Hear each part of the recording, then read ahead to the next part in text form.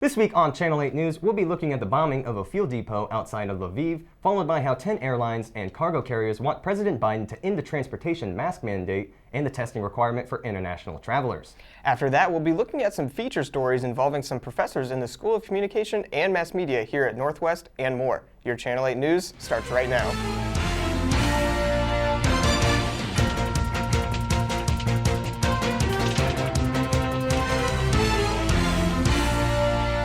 Thanks for tuning in to Channel 8 News. The show provides news coverage on the Northwest Missouri State University campus and the Maryville community. This week, we're shaking things up and swapping hosts. I'm JohnTaylor. And I'm Austin Claypool. Before we get into this week's stories, like, subscribe, and hit that notification button for all the latest news and updates. On Sunday, the Russian military confirmed strikes on fuel depots in the western Ukrainian city of Lviv and outside of Kyiv, saying it had targeted fuel supplies for Ukrainian troops. According to the Russia's military of defense spokesperson, on March 26, high-precision, long-ranged air-launched weapons destroyed a large fuel base near the city of Lviv, which provided fuel for Ukrainian troops in the western regions of Ukraine. The mayor of Lviv said in a post on Twitter on Sunday that it took firefighters 14 hours to put out the fire. CNN's Phil Black reports. What this attack does show is that there is nowhere in this large country that is truly safe from Russia's firepower. There have been strikes in other parts of this region, but these were the first to take place within the crowded city limits of Lviv itself. People here are a little nervous, I think a little shaken by this. It is a little quieter here, noticeably so, compared to what we have seen in a city that has otherwise been functioning quite normally over the course of this war, with the exception of the huge intake of refugees and displaced people that have sought shelter here from fighting further east. This fire at the fuel depot was, well, it was pretty huge. They had to fight it all night in order to bring it under control. And it was extinguished a little after sunrise this morning. The other site that was hit, we are told by Ukrainian officials, they simply describe it as military infrastructure, but it also suffered severe damage. No one, or there have not been any recorded deaths as a result, which is perhaps remarkable given that these strikes did take place very close to people's homes. Thanks, Phil. In another news, you could be flying maskless soon if a group of airlines has its way. CEOs at 10 airlines and cargo carriers want President Biden to end the transportation mask mandate and the testing requirement for international travelers. The executives signed a letter to Biden that outlined their views. It stated that mask and testing requirements, quote, are no longer aligned with the realities of the current epidemiological environment. But will the White House give them what they want? Amy Kiley explores the factors that could be part of that answer.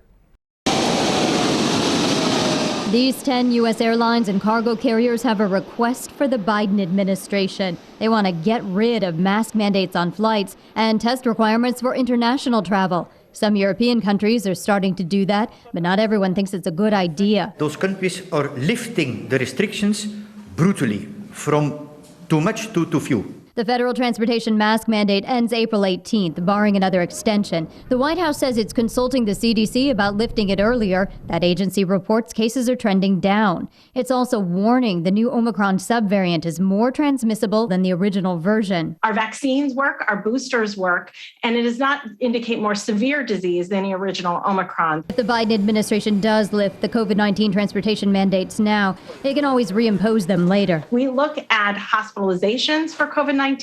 We look at hospital capacity, and importantly, we also look at cases. So all of those go into the formulation as we use those metrics for future guidance. I'm Amy Kiley reporting. Thanks, Amy. When we come back, we'll be looking at how Northwest concluded Women's History Month by recognizing 6 individuals as influential women of Northwest. Don't go away. Northwest Tower Yearbook has dedicated over a century to documenting life on campus and in the Maryville community. The award-winning organization has numerous Pacemaker Awards and a spot in the Associated Collegiate Press Hall of Fame. Learn more about Tower at the handles below. Whoa!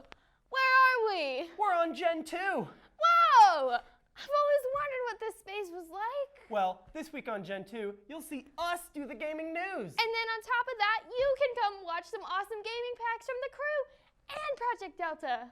Make sure to go check us out and subscribe and turn on notifications to stay up to date on Gentoo episodes.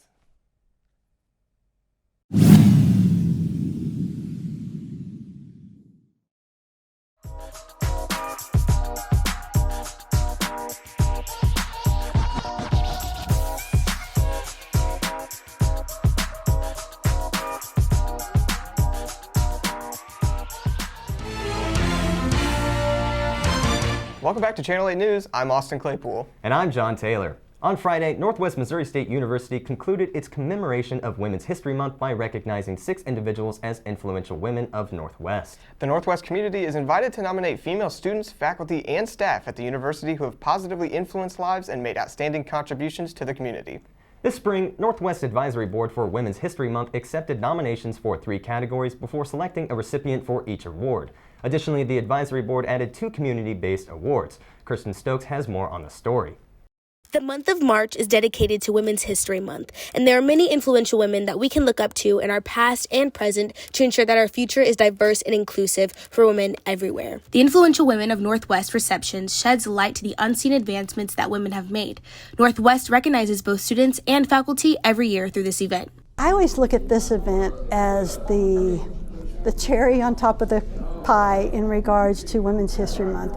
Of course, you know, I spoke a little bit about what Women's History Month is and why it's so important. It's so easy in our day-to-day to forget, to celebrate, to look at who's come before us, to who's helped us along the way. So it's very important to recognize and celebrate those victories and to learn from them. But more importantly, this event is looking internal to our university. We have, I said it earlier, we have amazing people here that we're so great because of the people. A lot of those people are women. Women in strong positions that guide us forward and keep us on path, that focus on our students, that help those students find jobs or in times where they're lost, help them make decisions, help advise them. And so to be able to even spend an afternoon where we recognize those people who have probably under the radar done so much work and made such an impact on so many lives, I can't think of a better day. Celebrating women's history can be in our everyday lives. It's important to recognize events like this and always strive to bring awareness to the faculty and students that dedicate their time to make Northwest an inclusive and positive campus to be on. Creating small changes now and acknowledging ones made can ensure a bright future for women on college campuses and in general. To learn more about events like this, you can click the link in our description box below. For the stories that matter to you, I'm Kirsten Stokes with Channel 8 News. Kirsten, when we come back, we'll be looking at a couple of feature stories involving 2 faculty members here within the School of Communication and Mass Media at Northwest.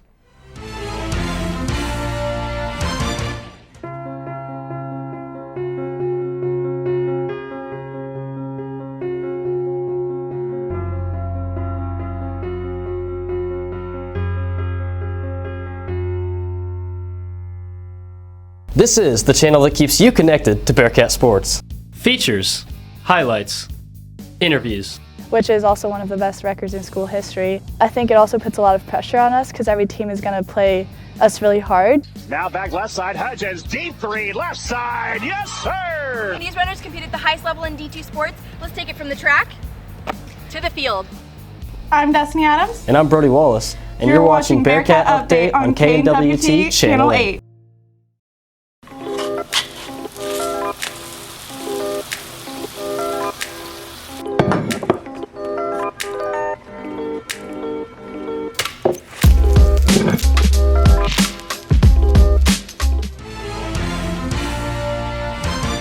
Welcome back to Channel 8 News. I'm Austin Claypool. And I'm JohnTaylor. Northwest Missouri State University has announced the promotions and tenure appointments of 18 faculty members. One of those faculty members works behind the scenes at the School of Communication and Mass Media.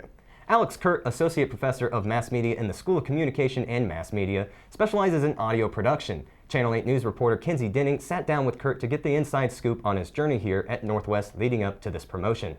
It has now been 10 years since Alex Kurt has started teaching here at Northwest. Alex began teaching as an audio professor in August of 2017. He says he would rather be teaching audio than going around setting up for different bands. I asked Alex what his favorite thing about his job is. Well, it allows me to stay involved in doing the things that I really like to do, like recording music or recording sounds for films and all those kinds of things. Any audio production stuff, I like doing all of it. So it allows me to stay involved in doing that stuff, but I don't have to deal with staying up until 4 or 5 o'clock in the morning working in a recording studio with a bunch of drunk musicians. Instead, I get to work with college students during the daytime And it's a lot of fun to work with college students. They have a lot of cool ideas and they're fun to work with, so it's enjoyable. He also told me why he wanted to be a professor.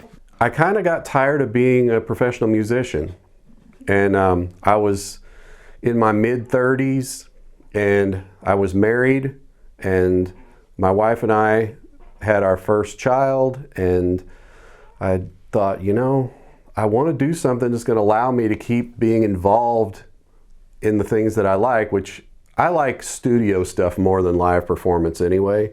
So I was like, how can I do that? And I was like, oh, I could just work at a recording studio. And then I was like, wait, that's not that easy to do whenever you have a kid and stuff. Alex Kurt is someone that everyone should get to know. He will try his best to help any of his students with audio projects and will not stop trying to fix a problem until it's solved. With the stories that matter to you, this is Kenzie Denning with Channel 8 News. Thanks, Kenzie. In related news, Lambda Pi Eta is the Communications Honor Society within the School of Communication and Mass Media. Lambda Pi Eta is composed of undergraduate students who have declared an interest in communication and have achieved a high level of academic excellence. Our field reporter Uhoman April Moltok sat down with the organization advisor, Dr. Brenda Rourke, to get the inside scoop on this organization and what it means to be a member of Lambda Pi Eta. Dr. Brenda Rourke is an assistant professor here at Northwest Missouri State University and is the advisor for the National Communication Association Honor Society, Lambda Pi Eta. On Friday, March 25th, I had the opportunity to sit and talk with her concerning her role in the organization. So I have been the advisor for Lambda Pi Eta for the last 3 years, and it's been a pretty incredible experience. I really cherish every opportunity that I have to work with students very closely, and Lambda Pi Eta is definitely a great example of that. I get to work not only with the members of Lambda Pi Eta, but very closely with the executive board, and I find that's probably the most rewarding thing for me as a faculty member, is to be able to work with the executive board team to help them. You know, they plan all of these events all semester long. We try to have a philanthropic event. We try to do some type of a professional development event, and then also try to do something that's promotional as well as fundraising. And all of those events in total, I get to sit with the executive board team and watch them as they sort of go through that planning process and help to guide them. And seeing that come to fruition is really probably one of the most rewarding things as the advisor for that group. Dr. Rourke also shared the opportunities that come with being a member of Lambda Pi Eta and reasons why she thinks students should show more interest in joining the organization. So I think one of the big advantages, and I try to impress this upon students, is it's a great networking opportunity. A lot of times you interact with a lot of students in a lot of different classes here, and so you meet a lot of different people. But when you're a member of Lambda Pi Eta, you're interacting with the highest achieving students within our department. In addition to that, you also get to connect with people that have been former members of Lambda Pi Eta, and so you have all these great networking opportunities that are unique to our organization. So we do a lot. We try to stay in contact with everyone when they leave here and connect our students with former members. So I think the networking is definitely part of it. So I think the biggest thing is a lot of students get that email and they're like, oh, another group, another organization to be a part of. But I would say, come and meet us. Come and meet Lambda Pi Eta and see what we're doing. At least give us a chance to sort of entice you to join us and join our organization. I have been April Moltok reporting for Channel 8 News and bringing the stories that matter to you. Thanks, woman. Well, that's all the time we have here at Channel 8 News, but before we go, be sure to click on the links below to rewatch certain sections of our show and find some information about upcoming events mentioned in this episode. We also want to hear from you guys about these stories, so leave a comment below and make sure to like, subscribe, and smash that notification button for all the latest news, updates, and other content right here on our YouTube page at KNWT TV. From all of us here at Channel 8 News and for the stories that matter to you, I'm John Taylor. And I'm Austin Claypool. Have a great night. Wow. That was a lot. I'm John, so glad we're... John, we're still live. Oh,